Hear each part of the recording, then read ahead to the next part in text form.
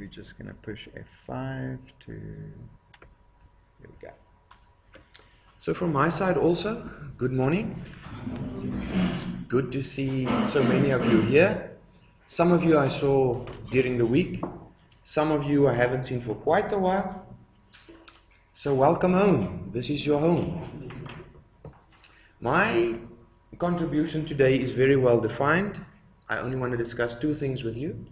I'm going to discuss the Brand and Digital Research Hub and also my research interests, what excites me, and if that also excites you and we share that, then maybe I'll be interested in supervising you if that is also what you want. So our Vice Chancellor has got a vision for CPUT, which he calls One Smart CPUT. Now this is more than just technology, because what makes CPUT smart is all of us. It's how effective we are, it's how efficient we are, how innovative we are, how resilient we are, how well we adapt. Because all the technology out there was developed by us. And we all know about 4IR, it's all to do with not only technology, it's how we as humans meet up with and integrate with technology. That's where we're at now. I honestly believe that 4IR will free us up from the mundane tasks that computers can do on our behalf so that we can do more interesting stuff. Now, there's a whole debate about the pros and cons. It may lead to the loss of employment, of jobs. That debate, I think, is just about null and void. The train has left the station. 4IR is a reality. It's not coming, it's with us. In fact, it is ahead of us. So our One Smart CPUT is to make the best of this and for CPUT to contribute to our national imperatives and international imperatives around economic growth and internationalization. So the Vice Chancellor wrote a different piece on this, and he said for us to be smart at CPUT, we need to align what we do, especially in research, to these national and international imperatives. Because we all know, if you spread yourselves too thin, you don't achieve much. But if you focus and we come together and we pool our resources, we can have a greater impact. So in line with this, in the marketing department, to be fair, there's a lot more happening than just brand and digital. Some of our colleagues, they research service learning. Some of our colleagues, they research teaching and learning practices. And that is good. But as far as a number of us are concerned, we're grouping our research interests, our efforts, and the little resources that we have into a research focus area that we call Brand and Digital Research Hub. Now on this point of the BDR Hub, I'm going to send around a list. On the 31st of October this month, we will be having a launch of the BDR Hub at the CPUT Hotel School in Granger Bay. It's an evening session on a Thursday evening from 5:30 till about 8 o'clock.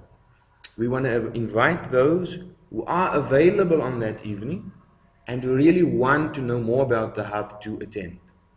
So I'm going to send that form around, add your details, and then we will send you an official invitation to your email address. To move on to the research that I am interested in. I and my world is all about, and you know this, about brands, branding, brand management, brand equity, services branding, anything to do with brands and branding. Traditional branding, if I can call that traditional branding, offline branding, where it all started. Yes, but also there are very interesting topics that I think and I know that we need to explore more. These include online branding. There's very little known whether the traditional branding models and frameworks and what we accept and the guidelines on how to build brands. There's very little known whether we can use that as is online. We've only just started with that. We need to do more research in that area. We also need to start combining branding and digital branding and social media. We are all on social media. I think all of us are on social media. And what you post there, the images you use, the other people and the other personal brands that you associate yourself with, that builds or takes away from your brand. That's another area that we need to explore. And then there's a lot of technological developments. We need to look at artificial intelligence, like chatbots. How do you brand a chatbot? I believe that there's nothing, until you prove me wrong, there's nothing that you cannot brand. If you can think of anything that you think can't be branded, please tell me. Even after the session, email me, I would like to know. Even the air that we breathe, you can brand. Do you believe this? If you go to a hospital and you need oxygen, that bottle is not just a bottle. It's an Afrox bottle, or it's a brand. And just based on that brand, the doctors trust what's in that bottle because of that brand. So I believe anything can be branded. So on chatbots.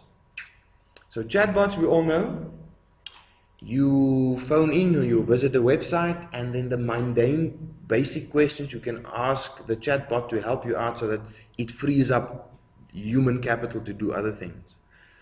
But we know that we have something called employee branding.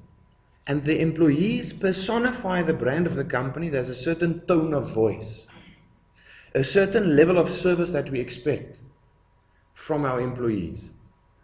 So surely we must expect the same or similar from chatbots.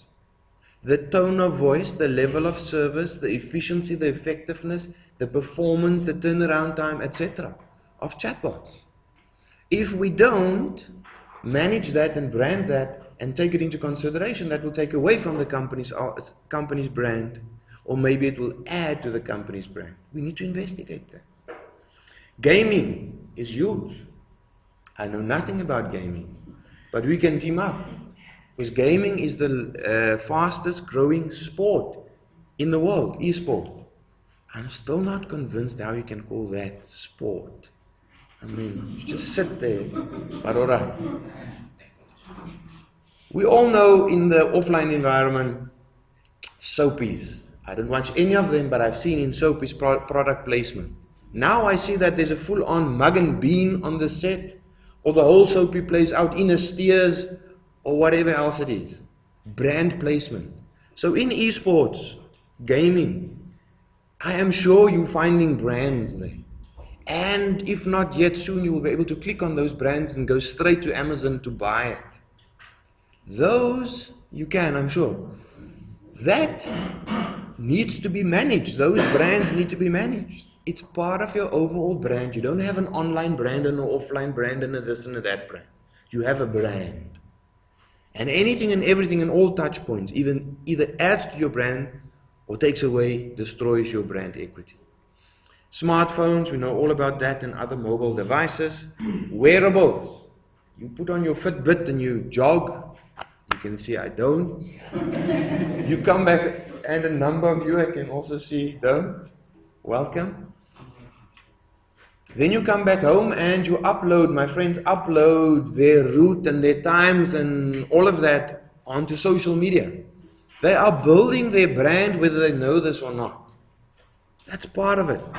And that is now moved into biosensors that tell you a bit more about your biology and what's going on inside your body. Point I want to make is, we've done a lot of research in traditional branding, and that must continue. But we need to move that and test that online and in these interesting environments. And we will come up with things that we maybe can take back to the offline, and we will no longer have an online and an offline persona or a brand. It will just be a brand. So if you are interested in branding in general, be it traditional, and preferably moving into the interesting, combining digital and branding, online branding, then you are more than welcome to explore this. And in preparing your proposal, search for brands, branding, brand management, brand equity, gaming, wearables, biosensors. Combine the terms and see what articles you get and identify the gaps. And a gap that you need to research and contribute to is just an under-researched area. And here, I mean, this list can carry on, are way under-researched areas. Even if all of us focus on one area, we can do 24, 27 masters just on these areas. And that is my bit. Good. Let's just go escape and let's just stop the video.